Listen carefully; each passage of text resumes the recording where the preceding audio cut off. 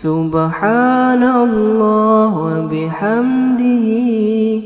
سبحان اللہ العظیم سبحان اللہ وبحمدہ سبحان اللہ العظیم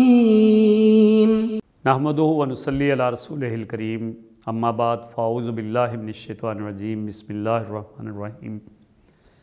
آج کی مجلس میں ہم ان گناہوں کا تذکرہ کریں گے جن کا اللہ کے رسول صلی اللہ علیہ وسلم نے اپنے ایک فرمان میں ذکر کیا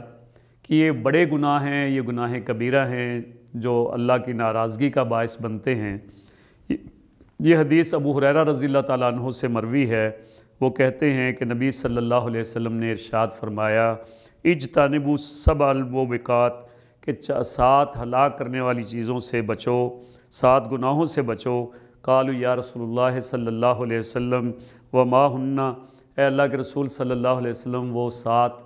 گناہوں والی چیزیں کون سی ہیں؟ تو فرمایا قال الشرک باللہ، کہ اللہ کے رسول صلی اللہ علیہ وسلم نے فرمایا اللہ کے ساتھ شریک کرنا۔ یہ گناہ کبیرہ کے اندر سب سے بڑا گناہ ہے کہ اللہ کے ساتھ کسی کو کسی بھی حوالے سے اس کی ذات میں، اس کی صفات میں جو ہے وہ شریک جو ہے وہ ٹھہرایا جائے۔ اللہ پاک کو یہ بات انتہائی ناپسند ہے، اس لیے کہ اللہ کا فرمان مبارک ہے کہ ان الشرک لظلم عظیم، کہ شرک بہت بڑا ظلم ہے۔ تو اس ظلم سے بچنا اور یہ شرک سے بچنا یہ ایک بندہ مومن کے لیے، ہر انسان کے لیے ضروری ہے کہ اللہ کے ساتھ شرک سے اپنے آپ کو بچائے۔ اور دوسری بات جو اللہ کے رسول صلی اللہ علیہ وسلم نے فرمائی، والسحر، یعنی جادو کرنا، جادو کروانا، اس کے لیے اہتمام کرنا، تو گویا یہ وہ دوسرا بڑا گناہ ہے جو اللہ اور اللہ کے رسول صلی اللہ علیہ وسلم جس سے منع کرتے ہیں، اللہ کو ناپسند ہے، اور اس سے بچنا ضروری ہے، ورنہ یہ بہت بڑے گناہوں کے اندر اس کا شمار ہوتا ہے، اور کہ انسان جو ہے وہ جادو اور جادو ٹونے کے اندر جو ہے اپنے آپ کو شریک کرے اور اس کے ذریعے دوسروں کو نفع یا نقصان پہنچانے کی کوشش کرے۔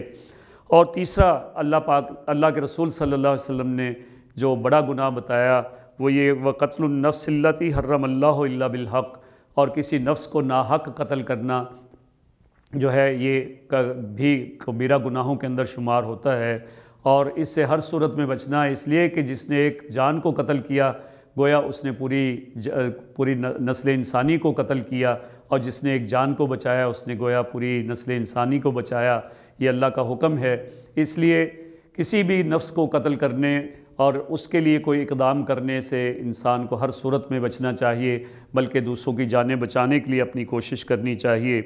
اور چوتھی بات جو اللہ کے رسول صلی اللہ علیہ وسلم نے فرمائی وہ یہ کہ وہ اکل الربا، کہ سود کا کھانا، یہ ان بڑے گناہوں میں سے ہے جن کے بارے میں اللہ کے رسول صلی اللہ علیہ وسلم نے لعنت فرمائی ہے کہ لعن رسول اللہ صلی اللہ علیہ وسلم آکل الربا وموکلہ وکاتبہ وشاہدیہ وقالہم سواء۔ اللہ کے رسول صلی اللہ علیہ وسلم نے لعنت فرمائی سود کھانے والے پہ، کھلانے والے پہ، اور اس کے اوپر اس کی کتابت کرنے والے پہ، اور اس کے اوپر گواہی دینے والوں پہ۔ تو اللہ کے رسول صلی اللہ علیہ وسلم اس کے اوپر لعنت کرتے ہیں، اس شخص کے اوپر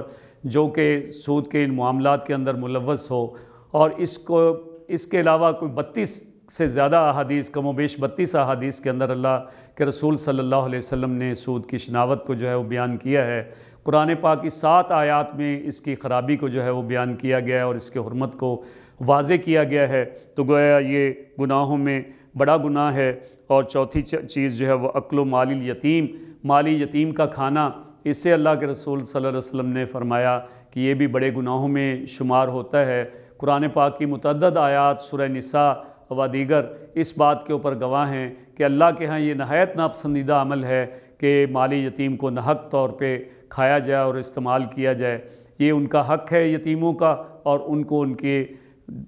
جوانی پہ پہنچنے پہ اور شعور کو پہنچنے پہ ان کے حوالے کرنا یہ ان کے اعزاء اقربا کی ذمہ داری ہے، اور اس کو پورا کرنا اگر یہ ذمہ داری پوری نہیں کی جاتی تو اللہ کے ہاں اس کے اوپر پکڑ ہے۔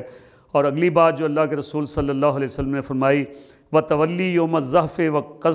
وَتَوَلِّي يَوْمَ الزَّحْفِ، کہ میدان جہاد سے بھاگ جانا، اس کو بھی بڑے گناہوں کے اندر شمار کیا گیا ہے کہ بندہ پیٹھ پھیر کر جو ہے میدان سے بھاگے، اور یہ اللہ کے ہاں یہ بہت بڑا گناہ ہے۔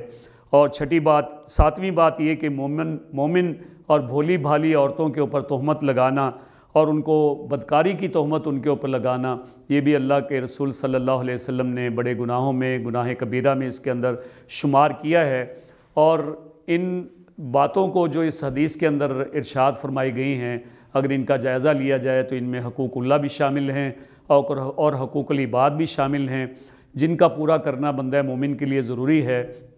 اور اگر بندہ ان میں مبتلا ہوتا ہے تو یقیناً اس کے نتیجے میں رب کی ناراضگی اس کا انتظار کر رہی ہے اور رب اس سے ناراض ہوگا۔ لیکن اگر بندہ ان چیزوں سے بچتے ہوئے اپنی زندگی کو گزارے تو یقیناً وہ روحانی طور پہ بھی سربلندی کو اختیار کرے گا اور اپنے رب کی رضا حاصل کرے گا، اور معاشرہ بھی بہترین معاشرہ بن جائے گا۔ اللہ تعالی ہمیں ایک ایسا معاشرہ تشکیل دینے کی جد و جہد کے اندر ہمیں کوشاں رہنے کی توفیق عطا فرمائے کہ جہاں اللہ اور اللہ کے رسول کی نافرمانیوں سے لوگ بچتے ہوں، اللہ اور اللہ کے رسول کے احکام کے اوپر عمل کرتے ہوں۔ اللہ ہمیں اس کی توفیق عطا فرمائے۔ وآخر دعوانا الحمدللہ رب العالمین۔ اللہم صلی علی سیدنا محمد وعلی آلہ وصحبہ